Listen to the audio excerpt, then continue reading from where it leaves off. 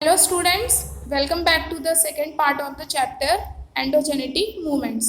तो हमने first part में क्या पढ़ा कि मेंटल के अपर लेयर पे कैसे मूवमेंट्स होते हैं, हलचल होती है और वहाँ पे जो है ट्रेमेंडस अमाउंट में जो है एनर्जी फॉर्म होती है और जब वो एनर्जी कंट्रोल के बाहर हो जाती है तो वो एनर्जी वहाँ से रिलीज होती है और कहाँ पहुँचती है, अर्थ सरफेस पे।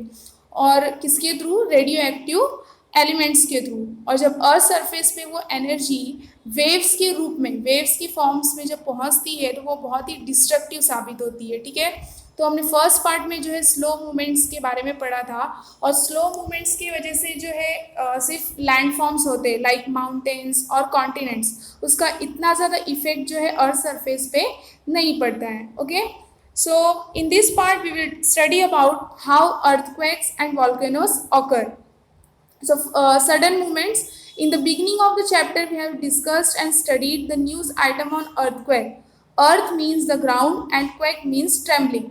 Earthquake is the movement of earth crust. You have been acquainted with the magnitude and effects of the earthquake through the activity at the beginning of the chapter itself. Now we will look at the sudden movements called earthquakes and volcanoes in the earth's interior in detail. See, chapter start करने से पहले हमने first part में news report देखा था। उस news report में क्या दिया था कि नेपाल में जो है अर्थक्वेक आया हुआ था। ठीक है, और उसका मैग्नीट्यूड यानी पोजीशन कितना बताया था स्टार्टिंग में। जो फर्स्ट अर्थक्वेक आया 7.9 मैग्नीट्यूड और विद इन 80 मिनट्स जब वापस से सेकेंड अर्थक्वेक आया तो उसका मैग्नीट्यूड कितना था? 6.9। और मतलब ये भी हमने देखा था कि 1500 जो है पीपल मारे गए थे और 1000 अबव जो है इंजर्ड हुए थे। और वो अर्थक्वेक तो आया था नेपाल में, लेकिन उसका इम्पैक्ट असर और भी कंट्रीज पे पड़ा था, जैसे कि इंडिया, बांग्लादेश, पाकिस्तान। ओके, अर्थ मीन्स ग्राउंड। अर्थ का मतलब क्या होता है? ग्राउंड। और क्वेक मीन्स ट्रेम्बलिंग। ट्रेम्बलिंग मतलब शेक। जब अर्थ हिलता है तो उसे क्या कहा जाता है? Earthquake. Earthquake is the movement of the earth crust. Earthquake क्या है? अर्थ क्रस्ट का मूवमेंट, यानी अर्थ के इंटरनल पार्ट में जब कोई हलचल होती है और वो हलचल, वो मूवमेंट अगर सडन होता है तो उसका जो इफेक्ट है बहुत ही ज़्यादा दिखाई देता है अर्थ सरफेस पे। तो अर्थक्वेक भी एक एग्जाम्पल है उसी का। ठीक है, एंड अब हम जो है सडन मूवमेंट्स के बारे में इस पार्ट में किसके बारे में पढ़ेंगे? सडन मूवमेंट्स, जो अचानक जो हलचल होती है और उसका असर जो है अर्थ सरफेस पे किस फॉर्म में दिखाई देता है, लाइक अर्थक्वेक्स और वॉल्केनोस। ओके, सी, एक एग्जांपल दिया है कि जैसे कि अगर हम रेलवे प्लेटफॉर्म पे खड़े रहते हैं, रेलवे ट्रैक के पास में रेलवे प्लेटफॉर्म पे खड़े रहते हैं, तो अगर वहाँ से अगर तेजी से स्पीडीली जो है ट्रेन जब पास होती है तो हम क्या एक्सपीरियंस करते हैं? ट्रेम्बलिंग, यानी प्लेटफॉर्म के साथ साथ हम भी हिल जाते हैं। ठीक है, और उसी तरह से अगर हम ब्रिज क्रॉस करते रहते हैं और ब्रिज क्रॉस करते समय अगर हेवी व्हीकल हमारे पास से अगर गुजरती है तो भी क्या होता है? क्या हम फील करते हैं? ट्रेमर्स, यानी पूरा शेक हो जाता है, हिल जाता है। ठीक है, तो ये एग्जाम्पल्स के थ्रू हम ये एस्टिमेट यानी अंदाज़ा लगा सकते हैं कि अर्थक्वेक के टाइम पे कैसा जो है ट्रेमर्स फील होता है। Okay, next, earthquakes. Because of the movements occurring in the interior of the earth, tremendous tension is created in the earth crust. See, अगर अर्थ के इंटीरियर पार्ट में कोई भी मूवमेंट्स होता है, कोई भी डिफरेंट मूवमेंट्स होता है, तो अर्थ क्रस्ट के ऊपर जो है ट्रेमेंडस टेंशन क्रिएट होता है। अगर इंटीरियर पार्ट में अगर कोई मूवमेंट हो रहा है तो ऊपर अर्थ क्रस्ट पे जो है इसका असर पड़ता है और वो टेंशन के रूप में। ठीक है, and when the tension goes beyond limits, the energy is released in the form of waves. और वही अगर टेंशन हद से ज़्यादा बढ़ जाता है, यानी हाई लेवल पे हो जाता है, तो वो टेंशन जो है किस फॉर्म में रिलीज होता है? एनर्जी के। And this results in trembling of the earth surface, और जिसकी वजह से क्या होता है? अर्थ सरफेस शेक होता है, हिलता है, और उसी को क्या कहा जाता है? Earthquake. The magnitude of the earthquake is measured by Richter scale. एक सिस्मोग्राम या फिर सिस्मोग्राफ जो करके इंस्ट्रूमेंट आता है, उसमें रिक्टर स्केल रहता है, तो उसके वजह से जो है अर्थक्वेक का मैग्नीट्यूड मेजर किया जाता है। ठीक है, कॉजेज ऑफ अर्थक्वेक्स। अब हम देखेंगे कि अर्थक्वेक्स के रीजन क्या है, कारण क्या है कि क्यों अर्थक्वेक आता है। First point is moving of the plates, see मैंने जो आप सभी को फर्स्ट पार्ट में बताया कि जो अर्थ क्रस्ट है वो एक ही पार्ट नहीं है, उसको डिफरेंट डिफरेंट पार्ट्स में प्लेट्स के फॉर्म में डिवाइड किया गया है। जैसे हम लोगों ने यूरेशिया प्लेट देखा, इंडो ऑस्ट्रेलियन प्लेट देखा, ठीक है। तो वैसे ही प्लेट्स में उसको अर्थ क्रस्ट को डिवाइड किया गया है। तो अगर प्लेट्स मूव हो रहे हैं यानी एक प्लेस से दूसरे प्लेस पे जा रहे हैं, उसके वजह से भी अर्थक्वेक आ सकता है। Colliding of plates, colliding means टकराना, अगर प्लेट्स टकरा रहे हैं एक दूसरे से उसके वजह से भी अर्थक्वेक आ सकता है। Third one, plate sliding one below the other, अगर प्लेट्स खिसक रहे हैं एक के नीचे एक उसके वजह से भी जो है अर्थक्वेक आ सकता है। Next one, forming of fractures in rock layers due to tension in the interior of the earth, जैसे कि हमने पढ़ा कि अर्थ के इंटीरियर में अगर कोई मूवमेंट्स होता है तो हार्ड रॉक पे उसका इफेक्ट क्या दिखाई देता है कि रॉक क्या हो जाता है, फ्रैक्चर होता है, ठीक है। तो अगर रॉक्स में फ्रैक्चर फॉर्म हो रहे हैं तो उसके वजह से भी अर्थक्वेक आ सकता है। नेक्स्ट वन है ऑकरिंग ऑफ वॉल्केनिक इरप्शंस, अगर वॉल्केनोस हो रहे हैं, वॉल्केनिक इरप्शन हो रहा है तो ये भी एक रीजन बन सकता है अर्थक्वेक का, ठीक है। तो ये 5 जो है कॉजेस है अर्थक्वेक्स के, कि अगर प्लेट्स मूव हो रहे हैं, प्लेट्स एक दूसरे से टकरा रहे हैं, कोलाइड हो रहे हैं, स्लाइड हो रहे हैं, एक दूसरे के नीचे खिसक रहे हैं, ठीक है। अगर रॉक्स लेयर्स पे फ्रैक्चर्स फॉर्म हो रहे हैं या फिर कहीं पे वॉल्केनोस आया है तो ये कॉजेस हैं अर्थक्वेक के, ठीक है। Next see, this is a seismogram and graph, ठीक है, जिससे जो है रिक्टर स्केल से अर्थक्वेक का मैग्नीट्यूड मेजर किया जाता है। ये एक इंस्ट्रूमेंट है, okay. Do you know Indo Australia, Africa, Eurasia, North America, South America, Pacific and Antarctica are 7 major plates, यानी मेजर प्लेट्स यानी बड़े प्लेट्स कौन से हैं? वैसे तो बहुत सारे प्लेट्स हैं लेकिन ये 7 मेजर प्लेट्स हैं। उसमें से है first Indo Australia, Africa, Eurasia, North America, South America and Pacific and Antarctica, okay. The earth crust is made up of such plates, और हमारा जो अर्थ क्रस्ट है ये किससे बना हुआ है? ये प्लेट से।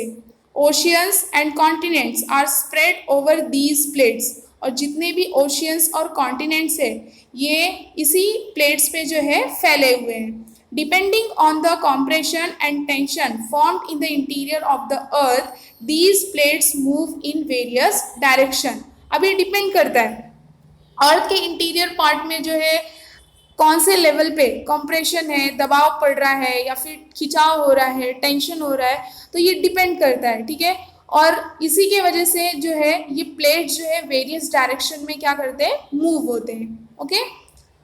Next, focus and epicentre. See the image of seismic waves, ये जो इमेज दिया है सिस्मिक वेव्स का है, यानी अर्थक्वेक के टाइम पे जब एनर्जी रिलीज होती है तो अर्थक्वेक आता है, ठीक है।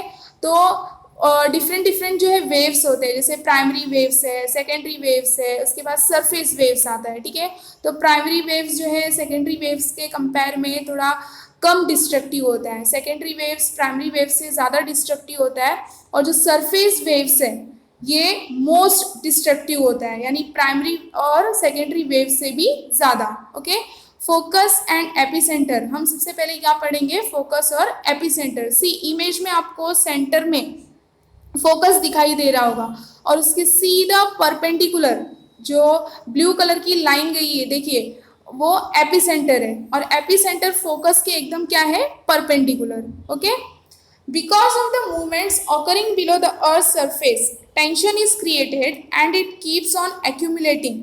सी अगर अर्थ सरफेस के नीचे यानी इंटीरियर पार्ट में कोई भी मूवमेंट्स हो रहा है, कोई भी हलचल हो रहा है, तो वो क्या होता है वहाँ उसकी वजह से टेंशन क्रिएट होता है, और वो टेंशन जो है एक्यूमुलेट यानी इकट्ठा होते जाता है, and high energy is released at the place where this tension mounts up, और वहाँ पे जहाँ पे ये टेंशन जिस भी जगह पे हद से ज़्यादा अगर बढ़ जाता है तो वहीं से जो है हाई एनर्जी रिलीज हो जाती है, and this is the centre of the earthquake, it is called focus और hypocentre.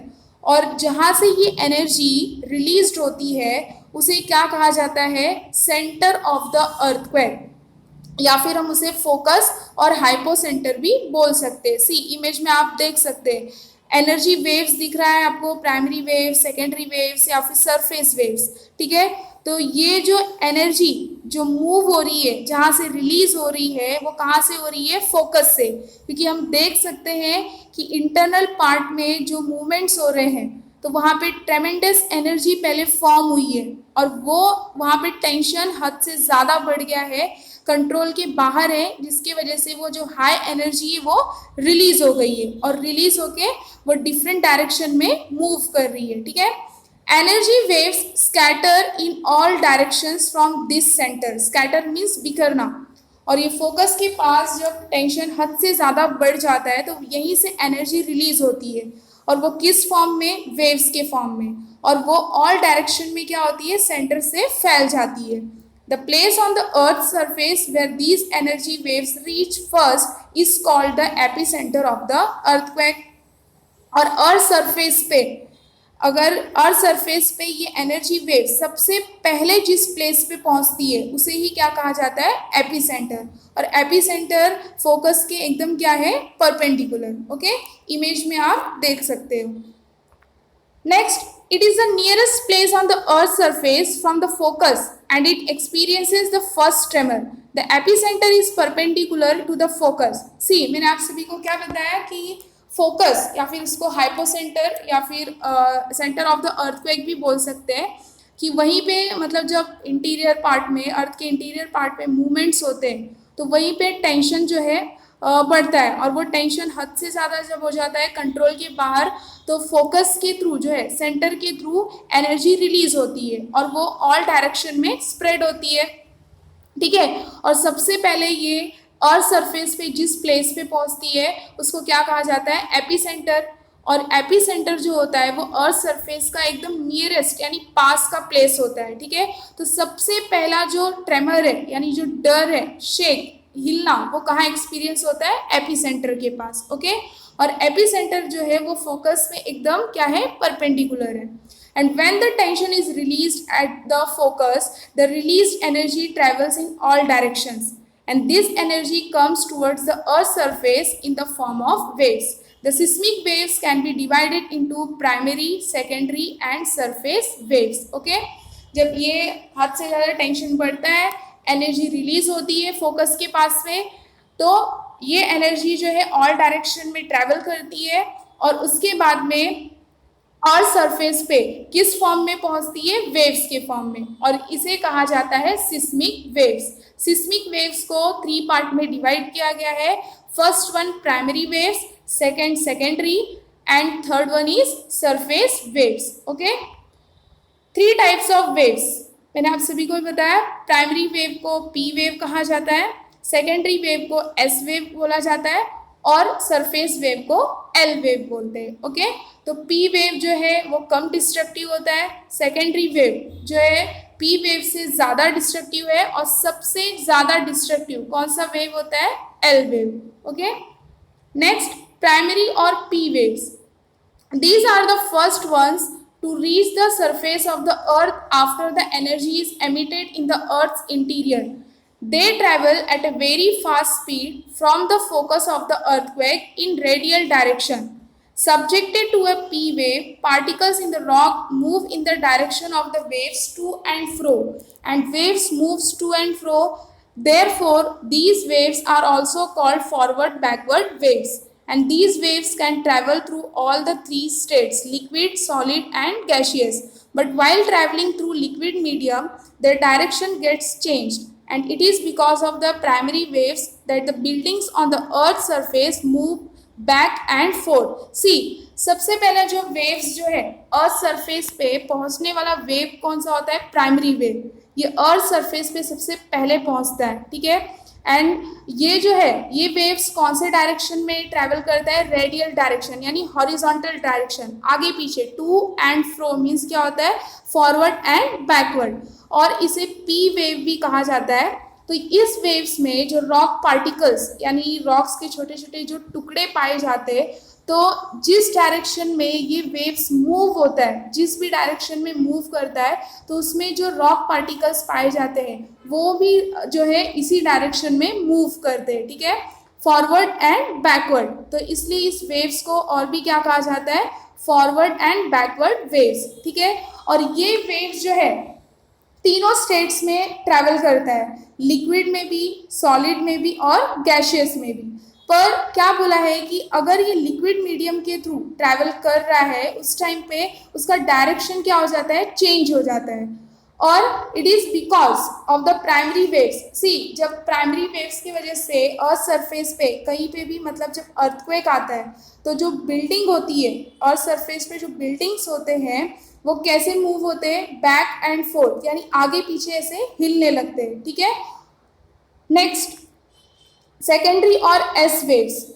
The waves which reach the Earth's surface after the primary waves are called secondary waves, and these waves also scatter in all directions from the focus of the earthquake. Their velocity is lesser than the P waves. See, P waves की velocity जो है बहुत ही fast होती है, speed में होती है, क्योंकि ये सबसे पहला वेव होता है जो अर्थ सरफेस पे पहुंचता है, और उसके बाद जस्ट बाद प्राइमरी वेव्स के बाद जो सेकेंड वेव्स पहुंचता है वो कौन सा वेव्स है, सेकेंडरी वेव्स, या फिर उसको एस वेव्स भी बोलते हैं। और ये भी जो वेव्स है ये ऑल डायरेक्शन में जो है अर्थ के फोकस से फैल जाता है। ठीक है, अर्थ के फोकस यानी सेंटर से निकलता है और सारे डायरेक्शन में फैलता है, और इसकी जो वेलोसिटी है, एस वेव्स की वेलोसिटी पी वेव्स के कंपैरिजन में कम होती है। And the particles laying in the way of these waves move up and down in the direction of the energy transfer, and these waves can travel only through the solid medium. See, p waves हमने क्या देखा कि तीनों states में travel करता है, solid में भी, लिक्विड में भी और गैशियस में भी।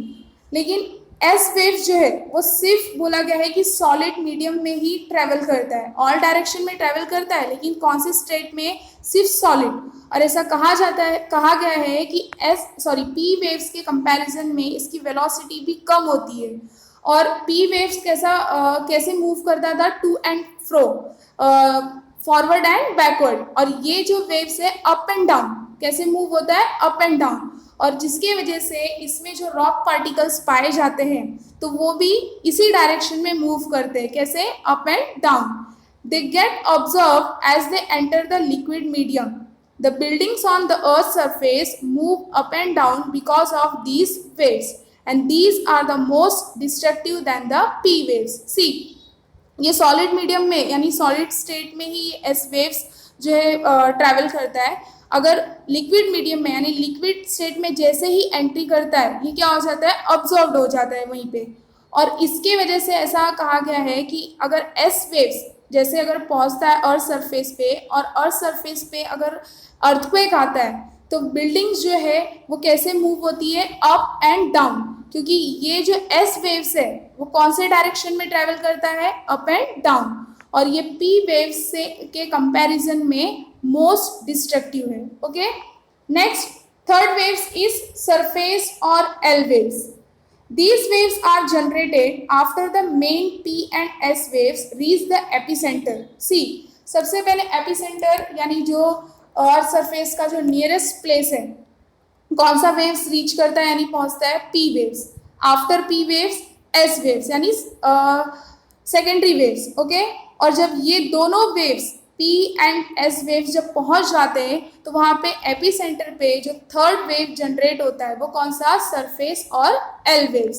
They travel in the direction of the circumference of the earth along the crust, और ये वेव जो है ट्रैवल करता है कौन से डायरेक्शन, अर्थ के सर्कमफेरेंस और क्रस्ट के साथ साथ का जो डायरेक्शन है, and they are highly destructive. See, P waves और एस वेव्स के कंपैरिजन में सरफेस वेव्स जो है वो बहुत ही ज़्यादा डिस्ट्रक्टिव होते हैं। Okay, next one, seismogram. Through this instrument, ये क्या है, इंस्ट्रूमेंट है जिससे जो है अर्थक्वेक का मैग्नीट्यूड मेजर किया जाता है। Instrument, a graph showing movement of seismic waves, that is seismograph, can be generated. After studying this graph the magnitude of the earthquake is known, और जैसे इस ग्राफ को स्टडी करते हैं रिश्टर स्केल से जो है अर्थक्वेक का मैग्नीट्यूड पता चल जाता है। Okay, now with the help of modern technology advance seismograms have been design, और अभी मॉडर्न टेक्नोलॉजी के हेल्प से एडवांस सिस्मोग्राफ जो इंस्ट्रूमेंट है वो डिजाइन किया गया है, and with their help even micro seismic waves can also be measured. यानी अर्थक्वेक का अगर हल्का सा भी झटका आता है तो ये नए एडवांस सिस्मोग्राफ से जो है, जो डिज़ाइन किया गया है मॉडर्न टेक्नोलॉजी के हेल्प से, तो उसका भी पता लगा सकते हैं। Okay, next effects of earthquake, कि अर्थक्वेक के इफेक्ट्स क्या होते हैं, क्या अर्थक्वेक आने पे क्या क्या इफेक्ट्स पड़ते हैं, क्या असर होता है। ठीक है, फर्स्ट वन, क्रैक्स और fractures develop on the ground, ground पे क्या पड़ता है, क्या डेवलप होता है, क्रैक्स और fractures. Next one, causes landslides which leads to sliding of rocks. ठीक है, third one, sometimes the ground water changes its course, course means रास्ता, कभी कभी अर्थक्वेक आने पे जो ग्राउंड वाटर है वो अपना रास्ता बदल देते हैं। फॉर एग्जाम्पल वेल्स में गेट वाटर और मे ड्राई अप। फॉर एग्जाम्पल दिया, जैसे जो कुएं होते, वेल्स होते, कभी कभी अर्थक्वेक के आने पे और भी ज़्यादा पानी आ जाता है उसमें, और कभी कभी क्या होता है कि सूख भी सकते हैं। ठीक है, some area get uplifted while some made subside, कुछ एरिया जो है अर्थक्वेक की वजह से क्या होते हैं, अपलिफ्टेड यानी ऊपर उठ जाते हैं, और कुछ एरिया क्या हो जाते हैं, नीचे धंस जाते हैं। ठीक है, tsunamis are generated in oceans, earthquake की वजह से सुनामीज भी आ सकते हैं। These waves can cause great loss of life and property in the coastal areas। और ये जो सिस्मिक वेव्स है, सिस्मिक वेव्स किसका रीज़न बन सकते हैं, उसकी वजह से कोस्टल एरियाज में जो है लाइफ और प्रॉपर्टी का लॉस हो सकता है। इन स्नो कवर्ड एरियाज एवलांचेस में ऑकर, एवलांचेस मीन्स जो बर्फ का जो पहाड़ होता है उसको क्या कहा जाता है, एवलांचेस। तो स्नो कवर्ड एरियाज में जो है बर्फ का पहाड़ वो भी बन सकता है, एवलांचेस भी ऑकर हो सकते हैं। बिल्डिंग्स कोलैप्स, बिल्डिंग्स जो है टकरा सकते हैं, और जिसकी वजह से काफ़ी जो है लाइफ एंड प्रॉपर्टी का लॉस होता है।